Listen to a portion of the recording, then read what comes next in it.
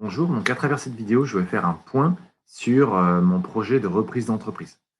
Donc il y a quelques temps, j'avais identifié deux entreprises via des sites d'annonces spécialisés, comme Transentreprise ou voire même Le Bon Coin, et j'ai décidé de les contacter.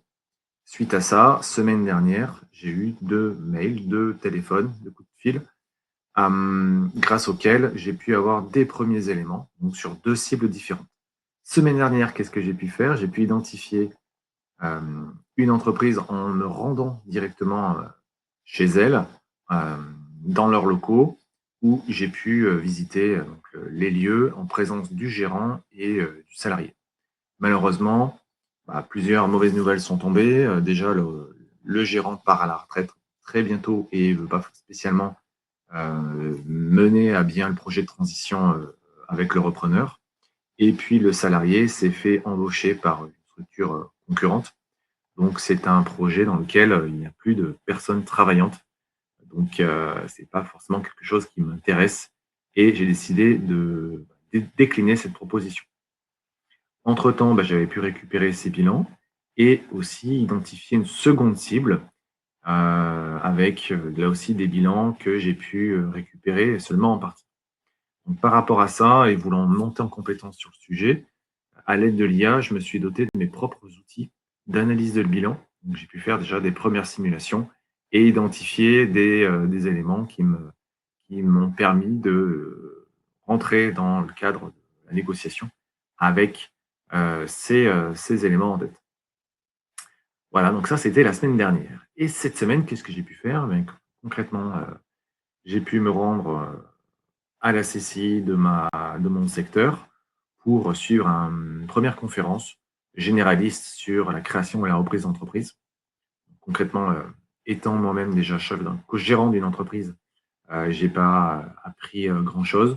Ça m'a simplement remis dans le bain de la création d'entreprise et puis avoir deux, trois informations actualisées sur les dispositifs d'aide. J'ai passé 2 heures à la CCI. C'est jamais trop perdu, mais toujours mieux à faire. J'aurais pu avoir ces infos sur YouTube ou via une IA, mais bon, au moins je peux attester d'un commencement, d'un début de parcours à la CCI. Donc ça, c'était la première étape. Toutefois, l'étape majeure, c'était la visite de la cible numéro 2 des locaux, en présence, là aussi, du gérant qui part à la retraite lui aussi, et du fils du gérant. C'est une équipe là où ils sont 3 salariés, plus le gérant. Donc, la visite s'est très bien passée. J'ai fait une story sur ça, un short plutôt, et voilà, c'est une belle structure, bon chiffre d'affaires. Le chiffre d'affaires était à la baisse au cours du bilan de l'année précédente. Toutefois, le gérant a compris que s'il souhaitait vendre sa structure, il fallait une structure en bonne santé, donc remettre la main à la pâte. Et il m'a indiqué qu'il avait une structure financièrement plus intéressante que ce qu'elle est actuellement, d'après les bilans. Donc, ça me paraît intéressant et j'ai hâte de recevoir les rapports intermédiaires. Donc, ce que j'ai commencé en parallèle de tout ça, c'est de monter des dossiers administratifs. Donc, une fiche de cadrage, d'actualiser mon CV qui permet de présenter mon dossier auprès d'éventuels partenaires comme des experts comptables et ou des banquiers.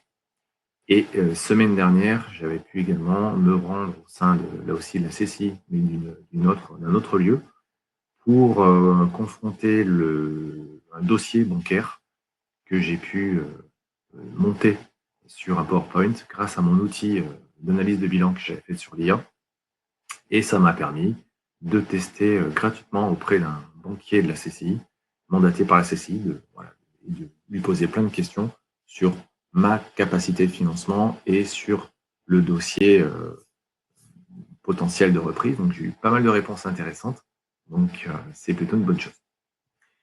Donc, qu'est-ce que j'ai fait cette semaine? Donc, visite de la cible numéro 2, montage du dossier d'un point de vue administratif. Donc, on démarre par le commencement avec la fiche de cadrage, le CV, des choses comme ça.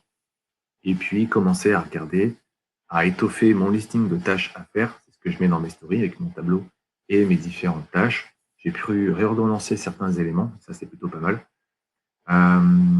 Et puis, finalement, je me suis rendu compte que si je voulais recruter compléter la structure existante, il me fallait poser des offres d'emploi. Donc, c'est ce que j'ai fait. Donc, j'ai lancé des offres d'emploi. Au début, j'ai pas eu de retour. Comme je le mettais dans le réel, dans le short, en fait, je m'étais planté dans l'annonce. Au lieu de mettre offre d'emploi, j'ai une demande d'emploi. Donc, je risquais pas d'avoir d'offre d'emploi. Et en repoussant une autre offre sur un autre support, hein, sur Indeed, j'ai eu dans l'heure 3 propositions. Donc, c'est plutôt pas mal. Par rapport à tout ça, j'ai envoyé un mail à ma cible numéro 1 disant que c'était pas possible, que je déclinais l'offre et que les délais étaient trop courts pour faire une transition sereine. Et j'ai contacté également des comptables dans ma région et j'en ai contacté 2, j'en ai un déjà qui m'a répondu. Et voilà, donc là, cette semaine, la semaine qui vient, je vais pouvoir lister des questions par rapport au comptable, savoir comment il travaille, savoir en termes de tarifs, la nouveauté sur la facturation électronique, etc., etc. Donc, je vais préparer mon listing de questions pour ne pas venir les mains dans les poches et puis avoir l'air un minimum sérieux, ce que je suis. Sinon, en termes de mauvaises nouvelles, j'ai mon banquier professionnel qui change. Donc ça, c'est pas cool parce que j'avais un historique plutôt sympa avec lui. Et bon, j'ai bien sûr un remplaçant qui arrive et j'en serai de reprendre contact avec lui pour, à terme, le ressolliciter sur un montage financier pour cet éventuel projet de refonte d'entreprise, de rachat d'entreprise. Voilà, en conclusion, en prenant du recul sur toute cette réflexion, je me suis dit que ça serait sympa d'évaluer au final la charge de travail que potentiellement cette reprise d'entreprise pourrait me coûter, parce que j'ai déjà mon activité à côté, vous savez, avec mon agence digitale. Donc, reprendre une entreprise, ça a une certaine charge de travail, une certaine charge mentale, et je me dois de l'évaluer à court terme, au cours des 3 premiers mois, à long terme, à moyen terme plutôt, et puis évaluer aussi le temps que me prendraient les trajets pour aller dans cette cible numéro 2. C'est pas tout à fait à côté de chez moi, donc je dois évaluer ça et faire un package pour me dire, bon, est-ce que c'est vraiment la vie que je veux mener au-delà du projet financier et de la faisabilité. Donc, c'est une vraie réflexion. Est-ce que je vais arriver à supporter les deux, la charge de travail de ma structure actuelle, la charge de travail d'une éventuelle seconde structure, plus les temps de trajet, plus la réaction de mon entourage auquel je dois me préparer et que je dois là aussi informer et solliciter. Voilà, sinon à part ça, en